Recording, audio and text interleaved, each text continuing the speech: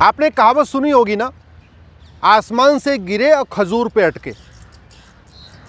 आपने एक बात और सुनी होगी, आगे कुआं पीछे खाई। पाकिस्तान के हिंदुओं के साथ यही हो रहा है। अगर वो पाकिस्तान में रहते हैं उनका धर्मांतरण होता है, बेचारे भारत आते हैं, बाउंड्री क्रॉस करके आते हैं, अपना सब कुछ छोड़ के आते हैं, अपना घर मकान दुकान सब कुछ छोड़ के आते हैं, केवल धर्म की खातिर, इज्जत की खातिर, अपनी बेटियों को जिहादियों से बचाने के लिए वो भारत आते हैं और भारत में झुग्गियों में रहते हैं और उनकी झुग्गियां भी तोड़ दी जाती हैं। अभी यही हुआ है राजस्थान में। ऐसे लगता है दुनिया में हिंदुओं के लिए कोई एक भी देश नहीं बचा। बड़ी आशा से वो पाकिस्तान से सब कुछ छोड़ के आए थे हिंदुस्तान, कि ये हिंदुस्तान है, हिंदुओं को शरण मिलेगी।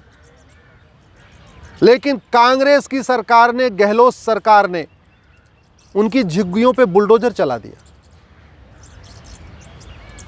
मैं अशोक गहलोत जी से पूछता हूं, राजस्थान में नशा तस्करी होती है, किसी नशा तस्कर का घर आपने बुलडोजर से गिराया क्या? राजस्थान में भ्रष्टाचार चरम पे, किसी भ्रष्टाचारी के घर पे बुलडोजर चलाया क्या? आए दिन राजस्थान में बलात्कार हो रहा है, किसी बलात्कारी के घर पे बुलडोजर चलाया क्या? आए दिन राजस्थान में पत्थरबाजी हो रही है, किसी पत्थरबाज के घर पे बुलडोजर चलाया क्या? आपकी हिम्मत नहीं है। आपकी हिम्मत पड़ी केवल वो गरीब, परेशान, लाचार हिंदुओं की, जो बेचारे पाकिस्तान से अपनी इज्जत की खातिर आए थे। लेकिन मैं इसमें कांग्रेस को दोष दूं, अशोक गहलोत का तो जो है वो है ही है। मुझे आश्चर्य हो रहा है भारत के हिंदुओं के ऊपर। यहां टर्की में कुछ होता है तो बॉम्बे में आज़ाद मैदान भर जाता है। म्यांमार में कुछ होता है, बॉम्बे में आज़ाद मैदान भर जाता है। दुनिया के अलग अलग देशों में कुछ, इजराइल में कुछ होता है, तब भी कैंडल मार्च हो जाता है। और जो हिंदू अपना दुकान मकान घर खेत खलिहान, अपने गाय अपनी भैंस अपना सब कुछ छोड़ के आए, आज वो बेघर हो चुके हैं। उनको नागरिकता नहीं मिल रही है, उनको बेसिक उनकी जो रिक्वायरमेंट नहीं पूरी हो रही है, उनको बिजली नहीं मिल रही, उनको पानी नहीं मिल रहा, उनको मकान नहीं मिल रहा है। इसके बावजूद भी आप लोग मौन हैं। भारत के, हिंदुस्तान के हिंदू मौन हैं। आने वाले टाइम में पाकिस्तान के हिंदू वहीं कन्वर्ट हो जाएंगे, लेकिन हिंदुस्तान भाग के नहीं आएंगे। बांग्लादेश के हिंदू वहीं कन्वर्ट हो जाएंगे, लेकिन वो हिंदुस्तान नहीं आएंगे, क्योंकि उनको पता है कि वहाँ तो कम से कम कन्वर्ट हो जाएंगे, घर मकान दुकान तो बचा रहेगा ना। भारत में आने के बाद तो कहते नहीं, न घर के रहे न घाट के। बड़ी आशा से बेचारे वो छोड़ के आते हैं। बांग्लादेश में परेशान होते हैं वो भारत आते हैं, पाकिस्तान में परेशान होते हैं वो भारत आते हैं, अफ़गानिस्तान में तो अब ख़त्म ही हो गए, जो कुछ थोड़े बहुत बचे थे वो अंतिम में आ गए। लेकिन आज तक उनको नागरिकता नहीं मिली। यहाँ पे रोहिंग्या घुसपैठियों को झुग्गी के बदले मकान मिलता है, बांग्लादेशी घुसपैठियों को झुग्गी के बदले मकान मिल रहा है।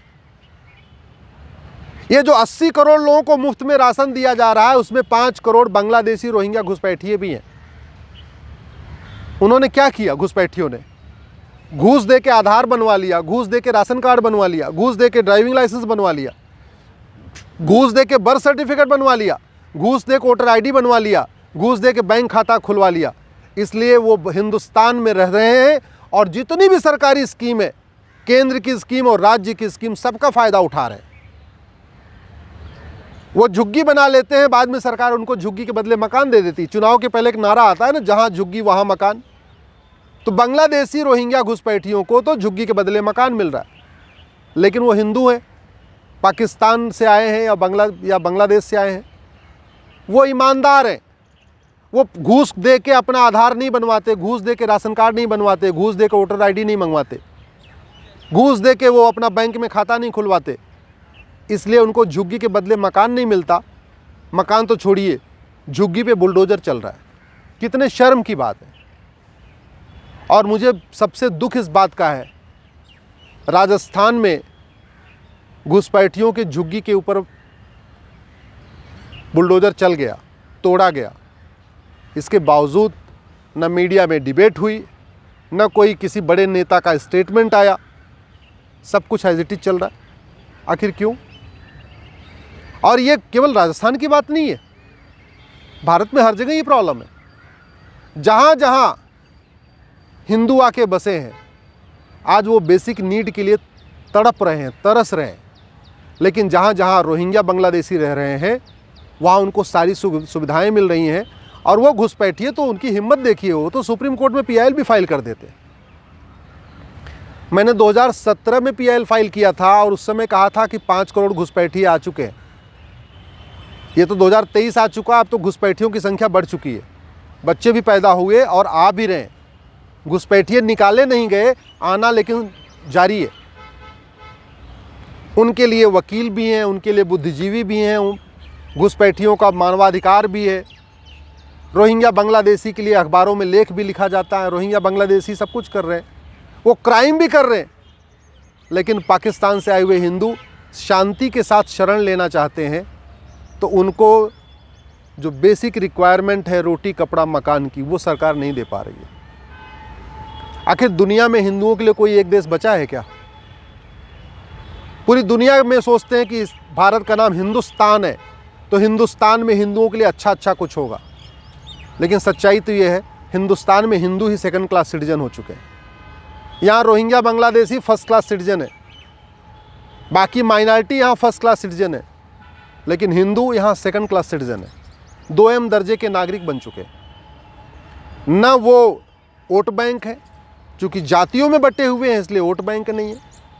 उनको किसी पार्टी की चिंता नहीं है, उनका क्या कंसर्न है उसकी चिंता नहीं है। मेरा आप सबसे निवेदन है, आप इसके लिए गंभीरता के साथ सोचिए। और कुछ नहीं कर सकते तो कम से कम एक दिन छुट्टी लेके, और छुट्टी भी क्यों, संडे के दिन एक दिन टाइम निकाल के अपने सांसद से तो मिलिए।